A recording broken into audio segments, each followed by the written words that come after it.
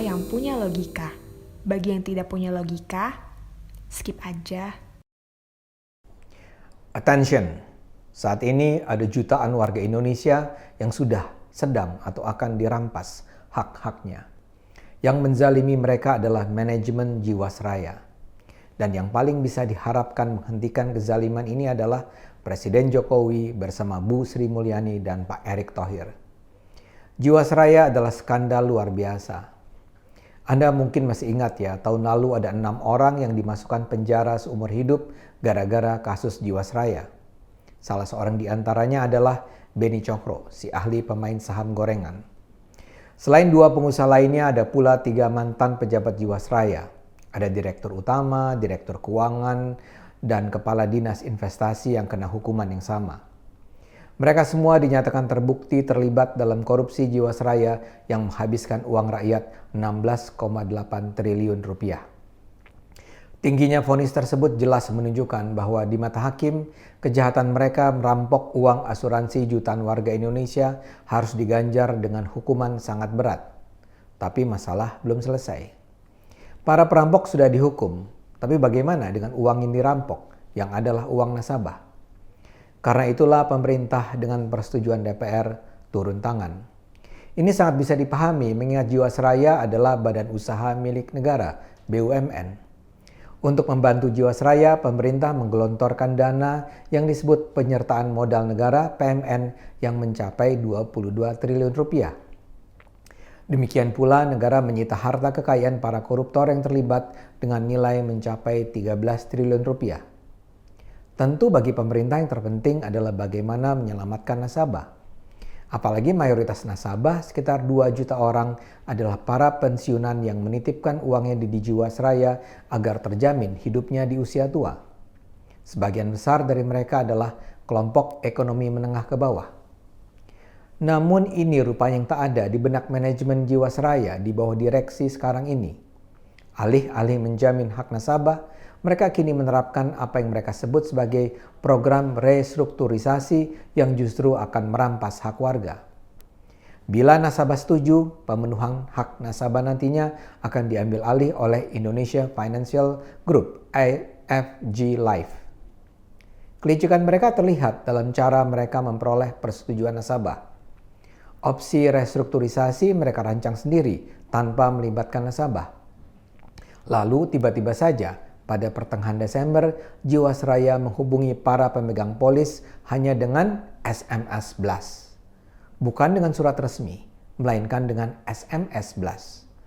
Mereka meminta para nasabah mengikuti rangkaian sosialisasi restrukturisasi yang dimulai tanggal 18 Januari 2021.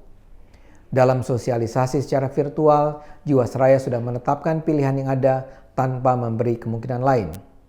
Masalahnya, semua opsi yang ditawarkan merugikan para nasabah. Sosialisasi itu dilakukan secara berkelompok. Dalam satu pertemuan 100 orang hadir. Bagaimana mungkin diskusi bisa berjalan intensif? Menurut cerita nasabah, pertemuan terkesan penuh sandiwara.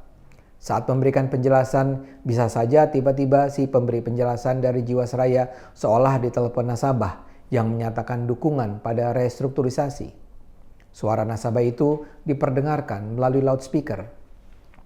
Di kegiatan sosialisasi, semula nasabah diperkenankan menyampaikan pertanyaan langsung. Namun belakangan, ketika pertanyaan langsung nasabah semakin sulit dijawab, panitia menyatakan pertanyaan hanya bisa disampaikan melalui chat.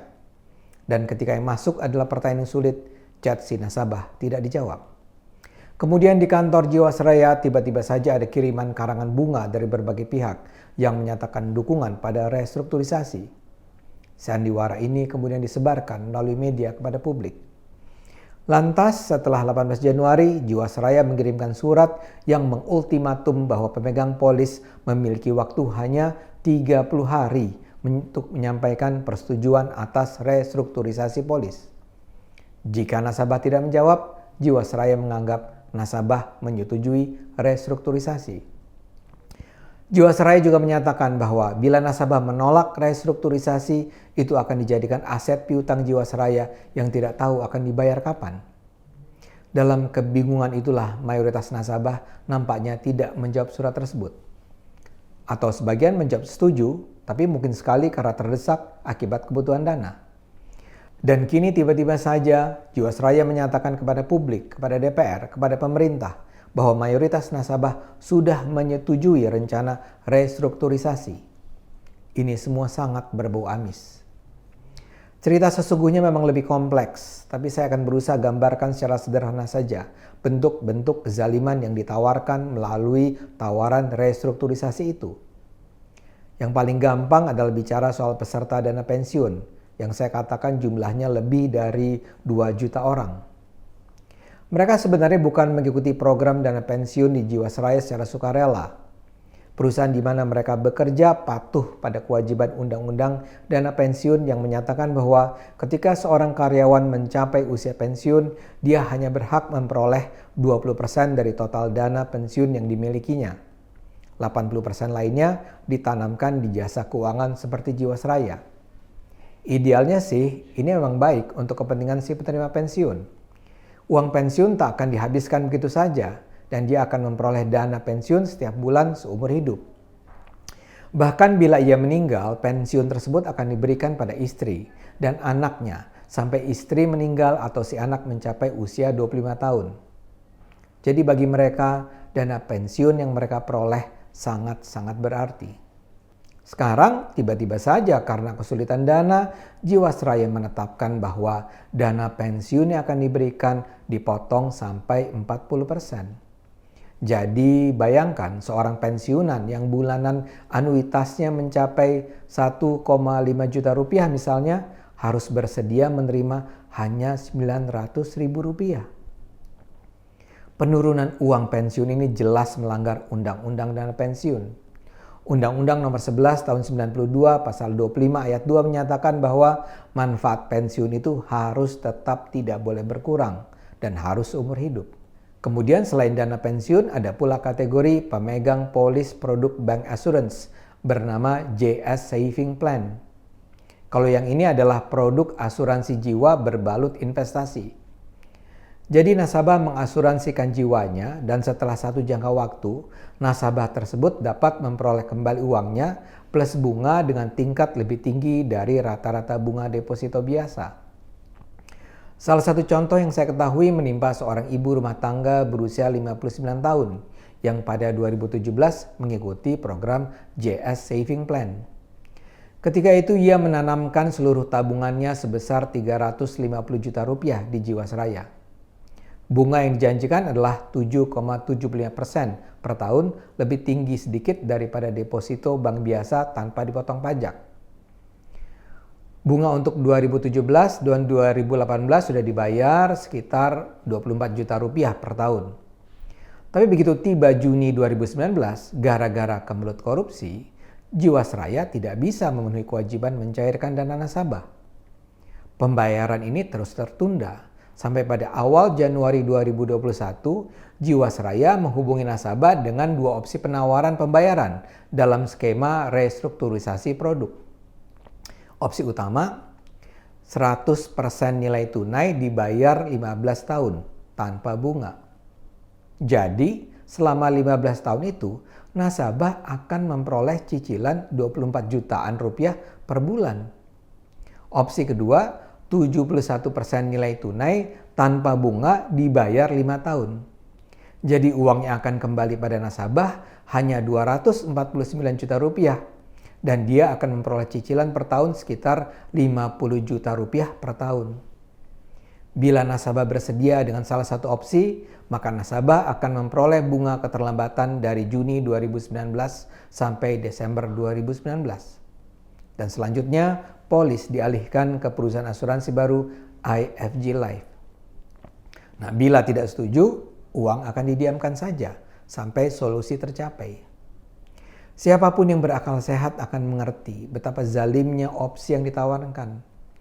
Bagi saya ini namanya perampokan yang tidak berperi kemanusiaan. Ini baru 2 contoh, belum contoh-contoh busuk lainnya. Karena itu saya heran bila pemerintah dan DPR sampai menyetujuinya. Saya menduga direksi Jiwasraya dengan lihai membohongi bos-bos mereka sehingga baik menteri atau presiden tidak menyadari bahwa ada kejahatan sistematis terjadi. Kerugian 16 triliun rupiah yang menimpa Jiwasraya adalah buah kejahatan para pimpinan Jiwasraya yang berkolusi dengan pebisnis hitam. Namun, itu juga bisa terjadi karena kegagalan pemerintah sejak era SBY mengawasi BUMN yang berada di bawah otoritasnya. OJK, Kementerian Keuangan, Kementerian BUMN tidak bisa dipandang sama sekali tidak bertanggung jawab. Yang bersih sama sekali dari kesalahan adalah para nasabah. Jutaan pensiunan itu bahkan menitipkan uangnya di Jiwasraya karena mereka adalah warga negara yang patuh.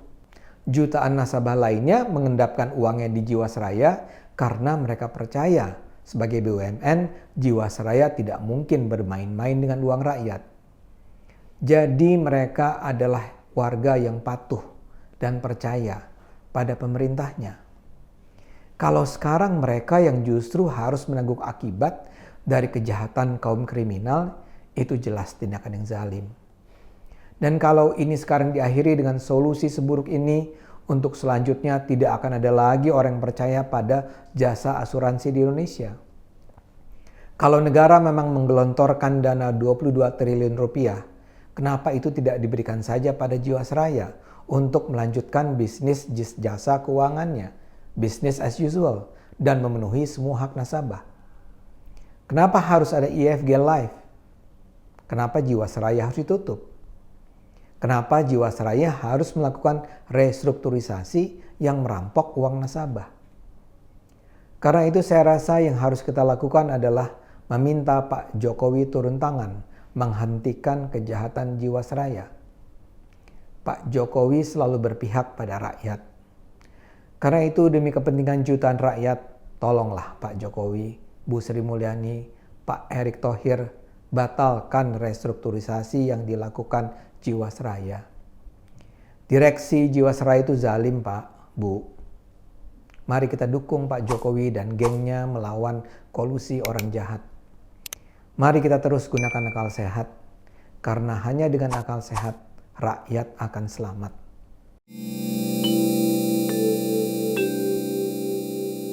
Video ini hanya untuk mereka yang punya logika. Bagi yang tidak punya logika, skip aja.